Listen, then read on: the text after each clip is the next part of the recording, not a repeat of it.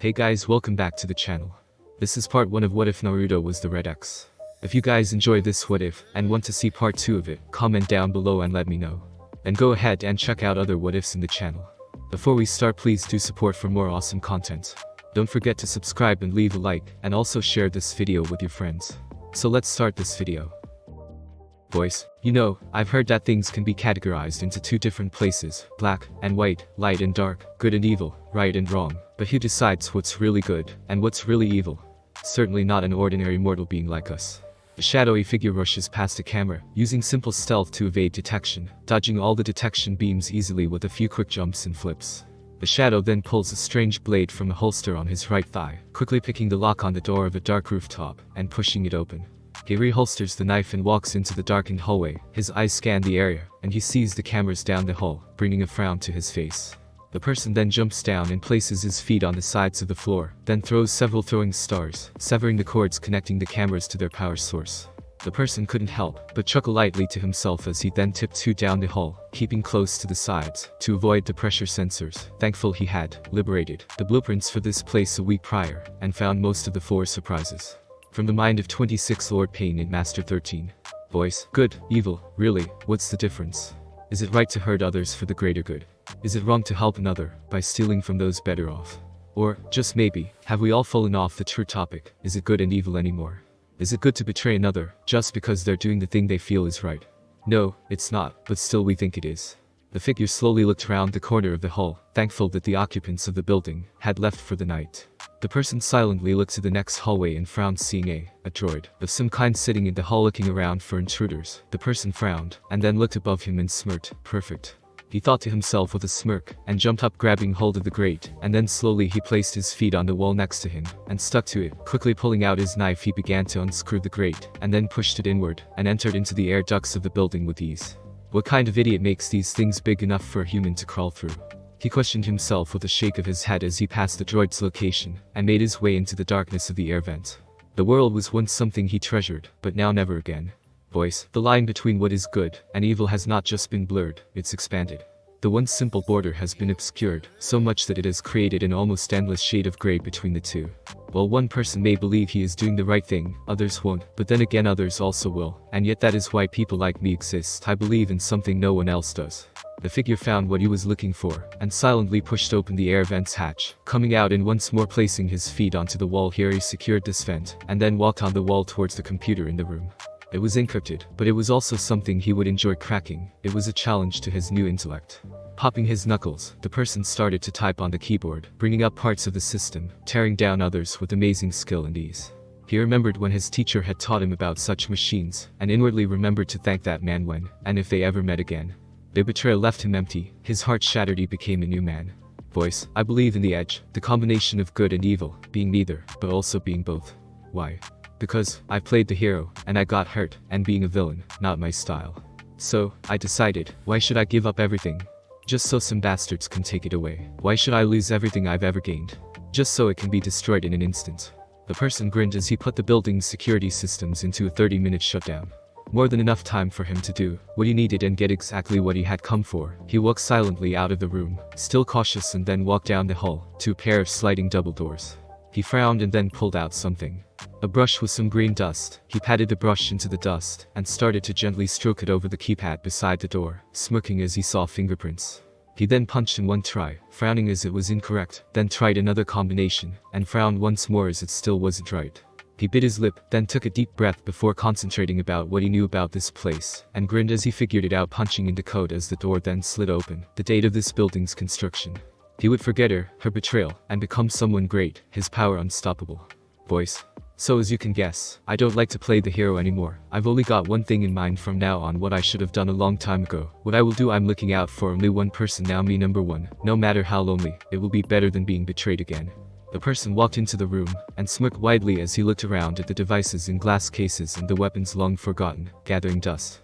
He walked over to one that was in pieces and scooped them all into a small bag he carried on his waist, then closed the bag tightly and placed it back before shrugging the backpack he wore from his shoulders, and grabbing a few, less noticeable items from their own places. He stowed them into his backpack, and then made his way over to a large door and smirked. He saw another keypad, and like before, dusted it only to frown. No fingerprints, but the keypad did have some slight grooves from where it had been used before.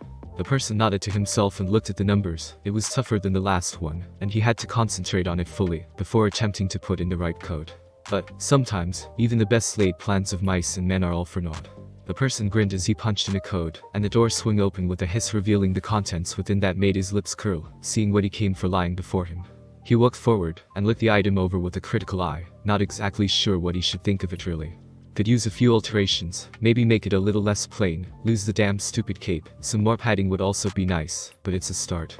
He thought to himself with a nod, and then took the item, and put it into his backpack also, halting only to look into a pair of reflective white eyes. So what do you say, ready to show those kids how it's really done?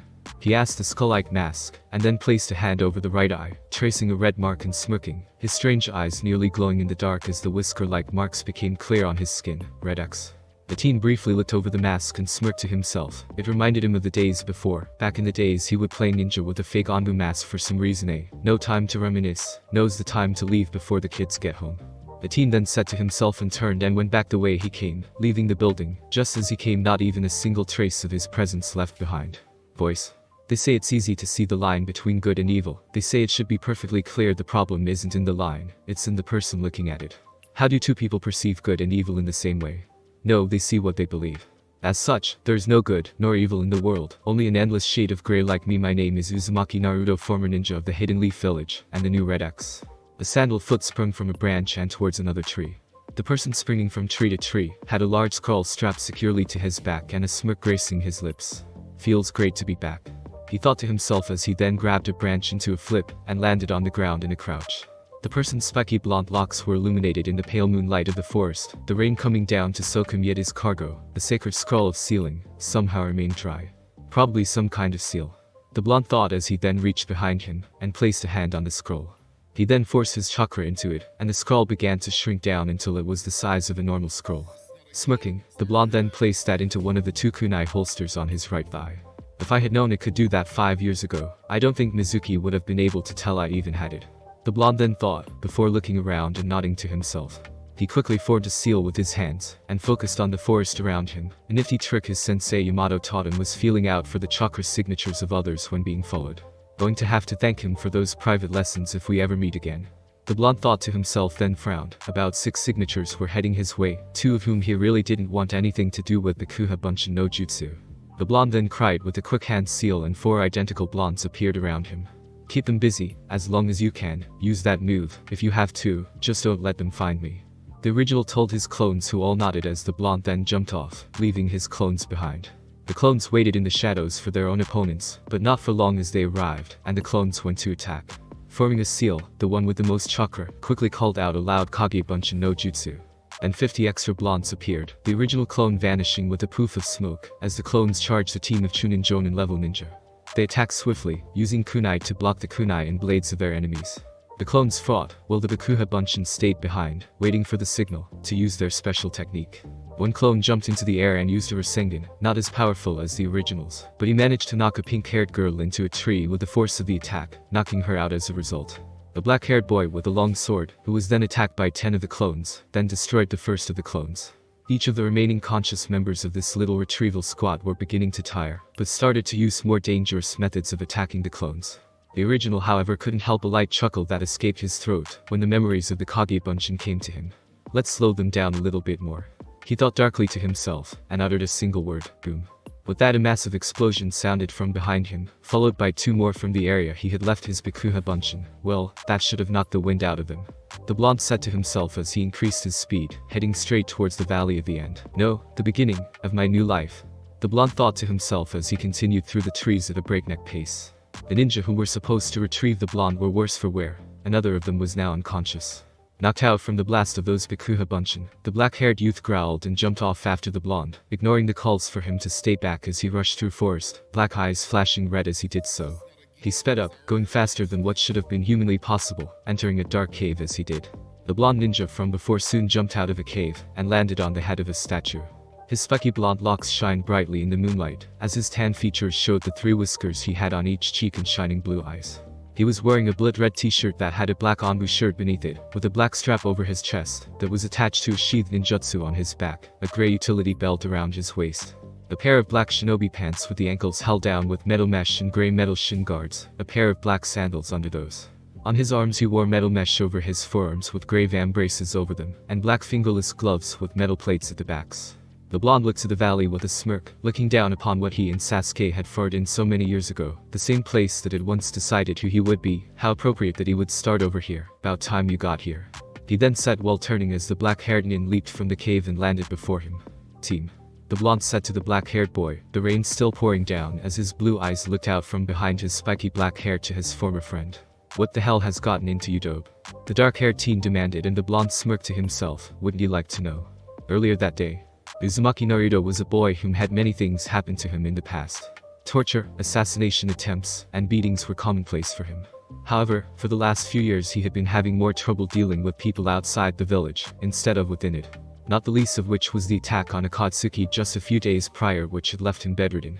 The blonde boy had managed to infiltrate the base, defeat the remaining members including his former friend Sasuke, and then took on Madara Uchiha. However, during the final battle with the insane original Uchiha, the teen was badly injured, leaving him hospitalized. Naruto was in a hospital bed, his face and body bandaged up, eyes moving beneath their lids. To lose a loved one at such a tender age is a tragic thing, child. Can you go on knowing you're the reason she is no longer with you? Or will you take the easy way out? Will you forget her sacrifice, and allow me to end you as well? A dark male voice questioned in his mind as a red seal appeared on his forehead. The seal was slowly fading, the edges were seemingly burning away. Alright Naruto, I want you to concentrate, then follow what I do. A woman's voice said as Naruto's teeth were gritted in the bed, and he began to shake. Good job Naruto. That's my boy. The same female voice said, and Naruto's eyes watered, tears falling down his cheeks. Come on Naruto, if you do good, I'll buy you a treat. The woman's voice came again, with a soft laugh following her voice. Naruto clenched his fists, as his eyebrows knitted together, whole body shaking once more. Flashback. The blonde 5-year-old sat down on a chair with a scowl, bruises and scrapes all over him as a woman started using some minor medical jutsu. Naruto, why do you always get in trouble? I know the other kids don't like you, but please try and ignore them, for me. The woman pleaded, her golden yellow eyes looking to the blonde-haired child pleadingly, and he simply crossed his arms and looked to the side. Why should I? Everyone's always mean to me. The blonde mumbled, and the woman smiled softly, before wrapping her arms around him in a gentle embrace. His eyes softened as she did, and he leaned into her. Why doesn't anyone like me? I try to make friends, but... The boy said softly, and the woman scratched the boy's head lightly. They just don't understand Naruto, give them time and they'll all come around. The woman told him sagely, but the boy didn't know. I promise you Naruto, someday, this entire village will stop disrespecting you. You'll be acknowledged as the little hero you are. The woman said with a small smile to the blonde, who gave her the tiniest of smiles. Oh come on, you can do better than that. She then said, and the blonde boy smiled widely to his mother. That's better. She said with a laugh and hugged the boy, making him smile once more as he leaned into her shoulder. Then flashback. The blonde gritted his teeth in pain as more flashes passed by his eyes. The seal on his head was now halfway gone. The wounds covering the boy's body all began to glow an eerie crimson before then healing over, not even leaving a scar or bruise left on him. Blue eyes opened as he felt a barrage of memories assault his mind, none stronger than the ones of the woman with the golden yellow eyes and blood-red hair. The boy felt his eyes whiten, as a memory hit him harder than any of the others, his eyes widening as it passed before his eyes. Flashback. An 8-year-old Naruto, backed away from a man, his mother, Uzumaki Kushina, was there holding him tightly. The two were in her apartment, one she and he had lived in all his life. The man before them wore black Anbu armor, with the right half of a tiger mask, and a black face mask covering his face, leaving only his left eye and white hair visible. In one hand the man carried a sword, covered in blood from some of his mother's guards. Naruto. His mother whispered as the fearful Naruto continued to watch as the man walked ever closer towards them. Always remember, no matter what, I'll always love you. With that she gave one last hug to the blonde, and stood up to look towards the man whom used a hand, to wipe away the blood on it. So do you really believe you can do anything to stop me? The man questioned with a stiff monotone. Kushina simply smiled sadly towards the man. Possibly not, but if I can give my son, even another minute to live, that would be enough for me. She told the man simply, and his single eye looked at her with something similar to respect for only a short few moments. Be that as it may, you're weak now. You've allowed your skills to degrade. The once feared Benetenshi of Uzu no Kuni has become a shell of her former self. You're no more than a helpless woman now. The man said darkly, and Kushina shook her head. I'm not a helpless woman, I'm a mother, and I have a child to protect. She said as she pulled a kunai from her black dress and held it up. And in nature a mother is the most fierce of any species when you threaten their children. She said to him, and the man twirled his sword in hand once, then leveled it onto his shoulders. Nice speech, but this isn't nature, my dear, this is life. The man said and pressed a hidden button on the staff, a blade coming out of the end on both sides. And life is often much more cruel than nature. The man said to the woman darkly as Naruto hid in his mother's shadow. Naruto, run, get out of here now, never look back. The woman then stated, and Naruto still couldn't seem to move from his spot as the man's cold gray glared into his blue eyes. Kushina didn't bother trying to tell him twice as she rushed towards the man. He moved back away from her attack and swung his sword. Kushina ducked down and stabbed upwards, but the man grabbed her wrist and then kicked her in the face, sending her into beside Naruto. Mom. Naruto finally cried and went to her side. The woman groaned as Naruto helped her up. The heavy falls of the man's feet alerted them both to his presence as he stalked towards them, his ninjutsu leveled onto his shoulders. Naruto hugged his mother tightly, and Kushina glared at the man in defiance. Such a disobedient boy. The man said with a shake of his head as he loomed over the two. You should have heeded your mother's words, child, and ran while you still had the chance. The man said darkly to the young blonde-haired child. Kushina quickly used this distraction to lunge at the man, however, and brought her kunai to his throat. The man grabbed her wrist with his left hand, holding her hand back as she used both to try and plunge the kunai into his throat. There was a splatter of blood, which wasn't that of the man, however, as a small trickle of blood went down Kushina's chin, his sword having pierced her stomach and exited through her back. Naruto, run. Kushina said as she turned to look at the blonde one last time, eyes full of unshed tears, before the man kicked her off himself. Naruto somehow managed to do as told this time as he ran, with wide fearful eyes, from the killer. The man looked at Kushina as she looked at him defiantly one last time. Humph, such a waste, my dear, I was only supposed to kill the child, you would have been wise to run yourself. The man said darkly as he then pulled his sword from her body and left her on the ground bleeding as he continued his pursuit of young Naruto. The blonde child ducked into an alley and then ran into a wall in his try to escape. He turned around to leave, only to find the masked man standing there, his bloody ninjutsu in one hand. The man looked at Naruto as he backed into a wall, and then fell down, shaking and crying as the masked man stared at him coldly. To lose a loved one at such a tender age is a tragic thing, child. Can you go on knowing you are the reason she is no longer with you? Or will you take the easy way out, will you forget her sacrifice, and allow me to end you as well? The man spoke darkly, and Naruto remembered his mother's face, the tears in her eyes and the blood flowing from her wounds. Naruto didn't remember what happened next, only seeing red, and a deep voice speaking into his ears angrily. Pathetic ninja, how dare he attack me? Naruto woke up later and looked around with wide eyes. He looked at himself, and found that nothing seemed wrong. No blood, no wounds, no scars. What had happened? Hokage-sama, can't you see now? The boy is a brat. A fucking selfish brat who let them all die. Came a shout from outside and Naruto looked to a window and a door to see two shadows. That is not true, Kakashi. The boy has had to watch his own mother be murdered. He was angry and frightened. No doubt the beast merely used his anger to free itself, for a short time at least. The sound of a familiar voice greeted Naruto. A voice he knew belonged to the old man, or the third Hokage. I know that.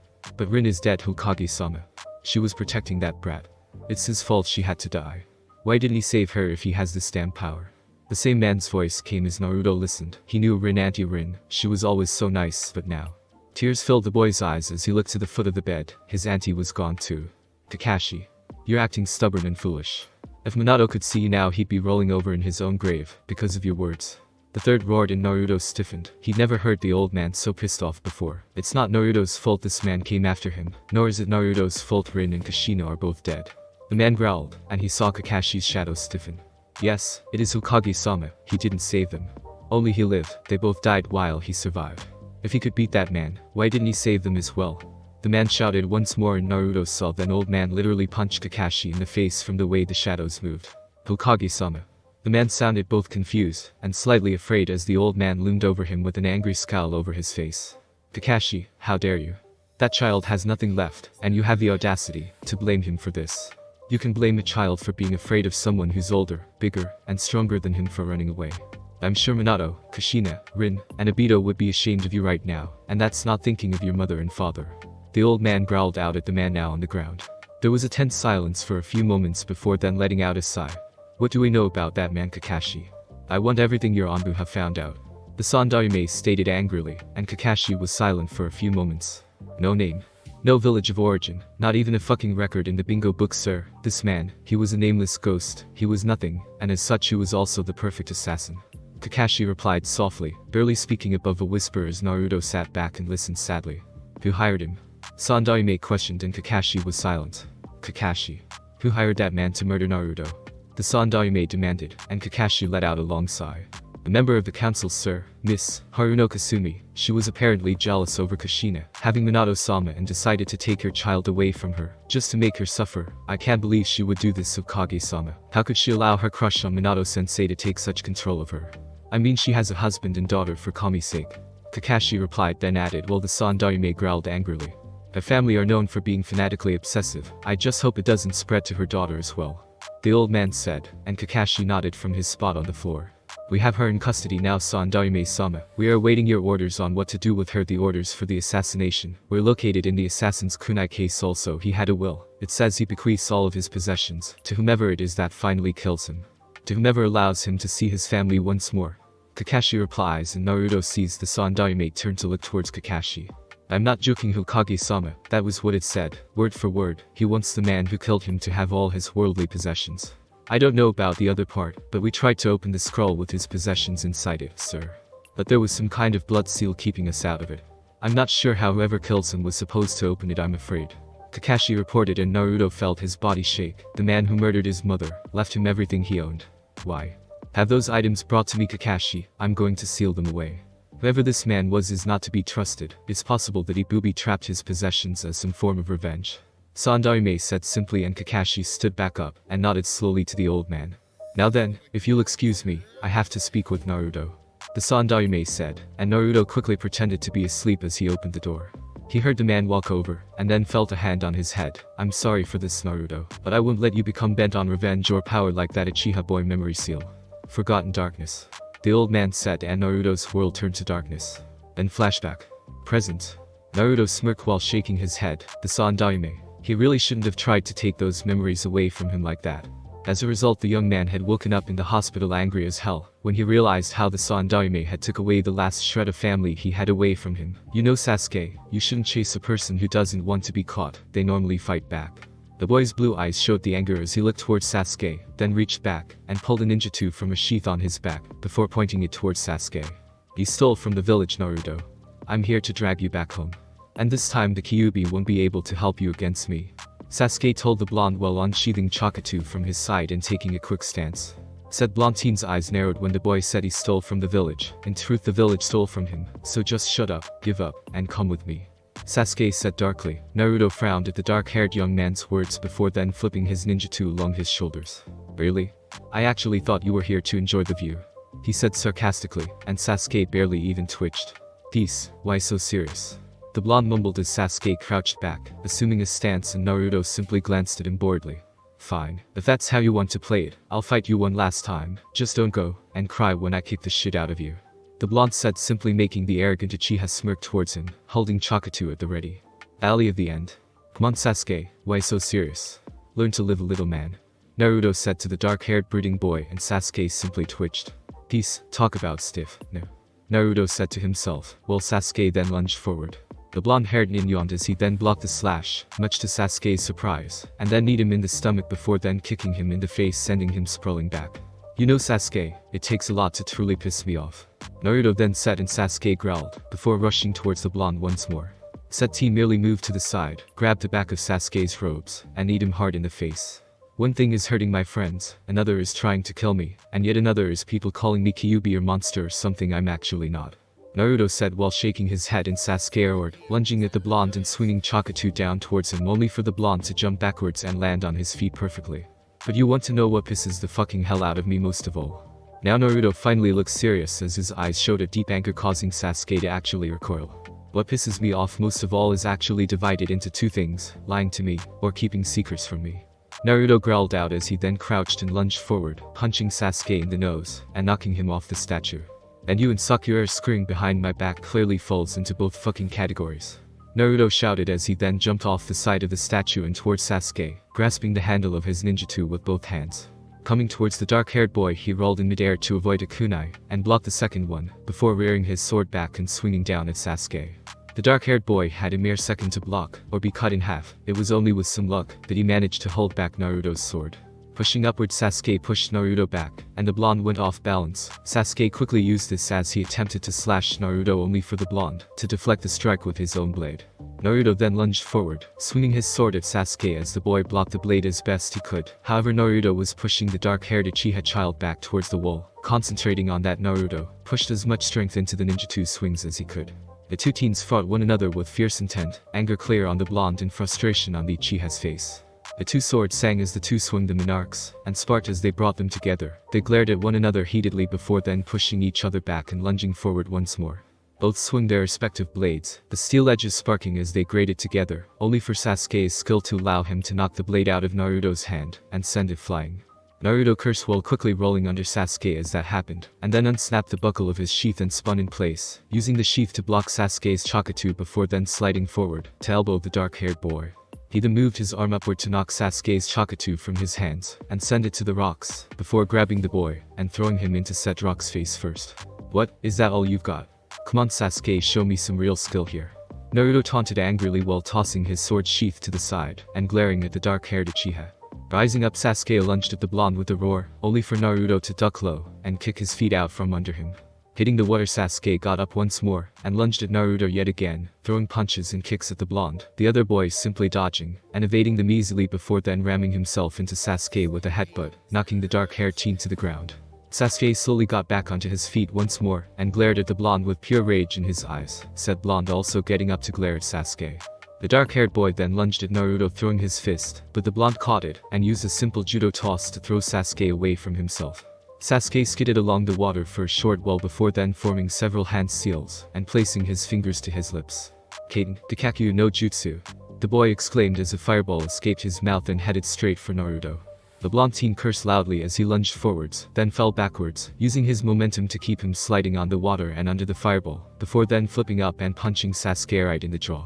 "I hate that damn fireball shit," Naruto exclaimed while letting out a few pants. Sasuke was panting even more heavily than the blonde however, and his eyes were wide with anger and frustration. "What is this? How can this dope be beating me? How? I'm an Uchiha. An elite, damn it. How can someone so inferior to me ever injure me so greatly?" Sasuke demanded, then had a thought, his eye twitching rapidly as he did. How long has he had this strength? How long has he been able to end me should he choose it? How long? The dark-haired boy wondered, then glared at the blonde-haired Jinchuriki. "How long have you been making a complete fool out of me?" Sasuke demanded as the rain moved his bangs to cover his own eyes. His face twisted into a snarl pointed towards the blonde who looked at him with a stoic expression on his face. "How long, Naruto? How long have you been my better? How long have you been able to defeat me? How long have you held back all this power and made a fool of me?" The Uchiha brat demanded as Naruto looked at him with a flat expression on his face, before answering the other teen. "I've always wondered what it would be like to kick the living shit out of you, but my promise to Sakura kept me from doing that," Naruto said mostly to himself as he walked over to Sasuke and picked him up by the front of his outfit, grinning at him darkly. "I got to say, it feels pretty fucking good to not listen to her for once in my life," Naruto told the boy who glared at him, while trying to register what it was that Naruto was actually saying to him in his own mind. "What the hell is wrong with you, dope? Since when do you act like this?" Sasuke demanded, and Naruto scoffed before throwing the dark-haired boy behind himself. "Oh, what was wrong with him?"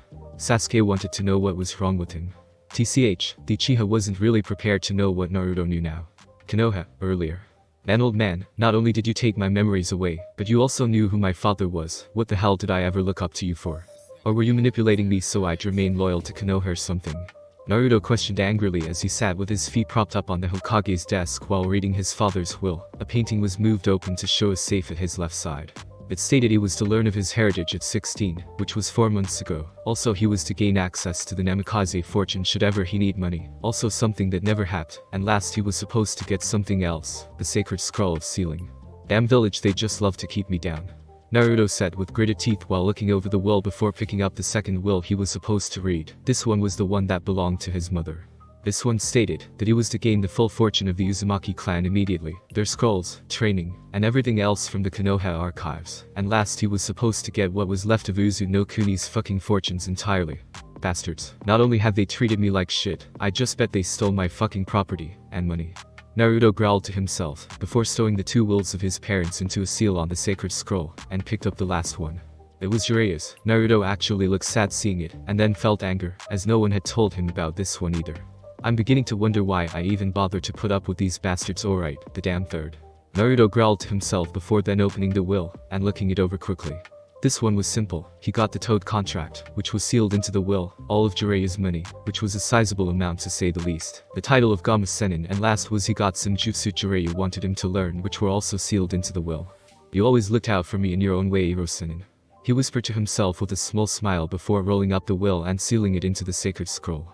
The blonde then looked at a final scroll on the desk, and considered just rolling it up and tossing it away, but he didn't. Instead he reached out, and opened the final scroll. This one belonged to the man who had murdered his mother all those years ago. He had two at least, see what the man had left him, right? The man's will was simple. Naruto got everything he owned, including a plot of land in Uzu no Kuni, the home on it, the armory under the home, and any equipment he had with him on hand, or sealed into a scroll on his person. Naruto looked at the scroll in question, and pulled it open only to raise a brow, when he saw an almost S-shaped symbol emblazoned within. What the fuck is this? He wondered before shrugging it off and pushing some of his chakra into it, only to blink when nothing happened. Alright, he said slowly, before placing a finger to one of his lips, and thinking with his eyes closed. The one who finally kills me, gains all my fortunes. When you kill a person you release killing intent or ki, however, that alone can't release a seal, perhaps by adding chakra to kai it might. Naruto wondered aloud, and focused a burst of both energies into the scroll, smirking when a plume of smoke appeared, and then a grey utility belt like Anbu wore, a sheathed ninjutsu, grey shin and forearm guards, and some mesh coverings to go under those appeared. Wow, he really didn't carry much. Naruto said with a roll of his eyes before looking over the armor, and found several seals had been embedded into them. It's easier with armor because it's not sharp, thus the seal only needs to clean and mend the armor, while with blades it needs to have extra added to it, if you wanted to sharpen the weapon without using a stone or having to take it in. Naruto said to himself, remembering what Jiraiya told him about seals before he passed on. No time to reminisce about the Irosinin. Naruto said to himself before then putting the armor on. As a child, Naruto would have considered the man who killed his mother evil, but now he knew it was only chance the man was hired to kill him, and that his mother got in the way. He truly hated the woman whom hired the man more than the man himself. After all, they were ninja, and as ninja being assassins was technically in their job description. Finished pulling on the few meager objects the man had left to him, Naruto then opened the sacred scroll before having a thought. The sacred scroll was made by his father, and was technically a part of his clan, though the Sandaime must have tried to keep it as Konoha's alone, but his mother's scrolls were truly more interesting to him at the moment. Re-rolling the scroll, Naruto pulled a rope from its tips and tied it around his body, before then placing one of his hands onto the handle of the ninjutsu that the unnamed assassin left to him. Whoever you were, no hard feelings, it was just another job. Naruto muttered before then running to a window and jumping out, quickly using a shunshin to vanish and reappear on top of a large building, letting out a breath as he did. Taking a thoughtful expression with his eyes closed, Naruto thought of the places his mother used to take him all the time and wondered if a clue was in them. The Hokage monument, but he figured that was so each of them could be near his father in a way. The park, but that was because she wanted him to make friends, even if it didn't work out too well. The Hokage tower, to visit the old man, though Naruto was beginning to believe the old man was trying to manipulate him into a guardian for Konoha or something. Ichiraku ramen, of course they were the only ones who ever served Naruto something that wasn't poisoned. Higurashi weapons, but yet again they were the only ones who never overpriced him for weapons and equipment when he was starting at the Shinobi Academy. Frowning to himself, Naruto tried to remember any place of significance that they could have taken the scrolls to. Hell no. Naruto growled in his throat while his eyes flashed red. Fucking root. He growled out angrily and used his shunshin to vanish and appear at the head council member of Konoha's home. His name was Danzo, an old warhawk, and it seemed Naruto was going to have to steal his rightful inheritance from. Actually, that sounded like fun. Scaling a wall, Naruto focused chakra into one of his fingers before then placing it onto the glass of a window and making a large circle. His mother had once said that the Gyuukin wasn't the only style of combat to use chakra in your hands. Another was called Bloody Claw or Rabbit style, which focused chakra into most of the limbs for increased abilities, though wore you out with continuous use. She tried teaching it to him, but he preferred the Shadow Claw, which was a big brother to Bloody Claw, in which you used stealth, speed, and evasion to defeat an opponent, rather than brute strength. One of the abilities in Shadow Claw was a Chakra Claw technique, which could be used for cutting, thus he was glad his memories were back. Keeping his chakra-infused finger glued to the cut glass, he then pulled the glass from the rest of his form, and caught it in one hand. Smirking, the blonde then reached inside with one arm, and unlocked the window before then pushing it up quietly. Moving into the building silently, Naruto then jumped onto the roof, and ran deep into the building, searching everywhere scrolls could be hidden. Frowning when he had finished with the fifth room, Naruto then took on a thoughtful look. Where would a paranoid old fart like Danzo keep his secrets? The blonde wondered before the proverbial light bulb went on in his mind. Smirking yet again, Naruto then walked into Danzo's bedroom, and while still on the ceiling he walked over to a picture. Checking it for a safe, Naruto frowned when he saw nothing, then turned to glare at the sleeping, snoring Danzo with a snarl. People like you are the reason I've always been alone. The blonde thought to himself before then opening a desk drawer and found an old document. Reading it, Naruto felt his eyes whiten before he growled, eyes flashing red once more. Manipulative old fuck. He growled and pulled out a kunai, but stopped from throwing it, placing the document back into the desk, and his kunai back into its case. Naruto calmly left the building, relocked the window, before replacing the circle of glass he had cut, and fused it back on with chakra. Using a shunshin once more, Naruto appeared in front of the Konoha library, his eyes filled with anger and betrayal. No fucking wonder they never let me in, he said to himself, while pulling the mask up on his Anguishu shirt and walked to the door, forming a Rasengan in his right hand, as he was sick and tired of subtlety at this point. Hurling the Rasengan into the door, the object was sent flying back as two surprised Chunin turned, only for the first to have his arm grabbed by Naruto, broken, then have himself tossed into a wall hard. Naruto then hurled 4 kunai at the other man, only for them to split, showing wire between them that held the Chunin to a wall. "Hold this," Naruto said as he then placed a scroll in the Chunin's hand and tapped him on the hand. "You let this go, it goes boom, along with you," Naruto then said to the man darkly, and his eyes widened as he looked at the scroll, and Naruto walked away from him. Walking to a metal door, Naruto formed another Rasengan and plowed through it with a frown, seeing 3 Anbu beyond the door. "I've come to collect what's rightfully mine," Naruto said to the 3 who rushed towards him, making the blonde wonder what was up with ninja just rushing up to their opponent's boom. Naruto said and exploded, knocking all 3 men back and into different places, groans and moans of pain clear. The real Naruto then walked into the room with a smirk as he passed the ninja on the floor and went straight for the place his mother's scrolls had been taken by Root.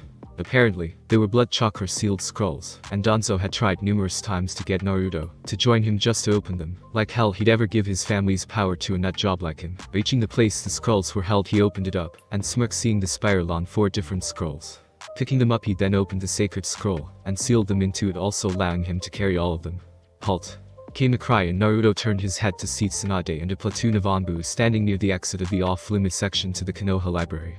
Naruto then smirked to himself as he fingered a kunai, before then tossing it lazily towards them, and smirking when it missed them all by a mile. "That's a waste of a good." One of the Anbu started, only for the kunai to explode and knock all of them flying forward. "I don't waste kunai," Naruto said simply, then looked down at Tsunade. "Consider this my resignation as a Konoha shinobi," Naruto said as he then pulled down his mask and dropped his hit IA to the floor in front of her white eyes. "Ba-chan. Make sure Ruka-sensei gets that back," he said darkly, before then walking towards the exit and using a shunshin to vanish once more. "Present. You don't really care, Sasuke, you're just trying to stall me, and personally, I don't give a shit what you or anyone else thinks of me anymore. All my life no one ever watched my back for me." As he said this, Naruto dodged a Gyuken strike from Neji and glared at the boy. "So I'll only watch my own back from now on. Number 1 always comes first after all," the blonde said darkly, while then seeing Hinata, Ino, Sakura, and Kakashi appear. "Naruto Baka, what the hell do you think you're doing?" Sakura questioned while moving towards him, and the blonde caught the fist she threw at him, surprising the pink-haired girl, who stiffened, seeing an absolutely furious look in his eyes.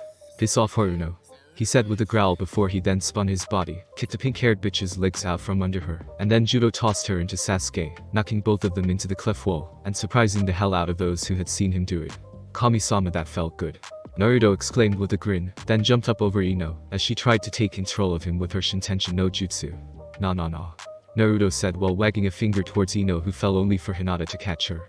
"It's not nice to try to control a person's mind, Ino," Naruto said, then looked at Kakashi and Neji with a smirk on his face. "Come on," he said while making a simple gesture, and the two lunged at him. Naruto blocked a punch from Kakashi and flipped over the man, as Neji tried to use the Gyuken style on him, only to hit Kakashi instead. Naruto then took hold of one of Kakashi's arms and tossed him into Neji, knocking both of them away. "What's wrong with all you Konoha shinobi? Besides Lee and Guide, the rest of you are pathetic in a simple fucking fist fight. What? Are you all truly this useless, when your opponent doesn't let you use those flashy ass jutsu you're all so proud of?" Naruto mocked while looking at Kakashi and Neji. The silver-haired Jonin then pulled his hit IA up, and Naruto smirked. "Yeah, come on. Now let's really get this party started," Naruto exclaimed as Kakashi rushed towards him, only to be surprised when the blonde went down underwater and came back up behind him with a spinning kick. The Sharingan is a truly powerful dojutsu. However, if you cannot see what your opponent is doing, you can't read it either, Naruto said simply with his arms crossed, and a smirk on his face as Neji lunged at him from the side, only for Naruto to flip over him and kick him in the back of the head. "Come on Neji, if you honestly think I'm going to be caught by your Gyuken, you've been drinking way too much with Lee," Naruto boasted, then sighed when a kunai came at him. Rather than grab it, Naruto moved back and let it hit Neji in the arm, causing the boy to grunt in pain. "Kakashi, just stop it right now, or I'm not going to be playing games with any of you anymore," Naruto said simply while giving Kakashi a glare before then forming a Rasengan in his right hand. If that's your decision, let's get one thing straight, you're the ones who attacked me first. Naruto said while using a Shunshin to appear in front of Kakashi and sent him flying back with the Rasengan. And now if you'll all excuse me now, I've got to go. Naruto said with a smirk on his face, while looking at the surprise, or even angry expressions on the team's faces. Naruto smirked as he then flipped over Sasuke as he finally got back up to attack him. The blonde landed on all fours, and then spun into a kick, knocking Sakura to the water, then flipped over her. The blonde rolled in the air and jumped off of Neji, only to land in front of Hinata, his fist right in front of her face. Naruto-kun, she said lowly with Naruto's fist less than 2 inches away from her face. Please, don't go. She whispered to the boy with slight tears in her eyes, the blonde's blue eyes softening. Sorry Hinata, this is my choice, I leave no regrets behind.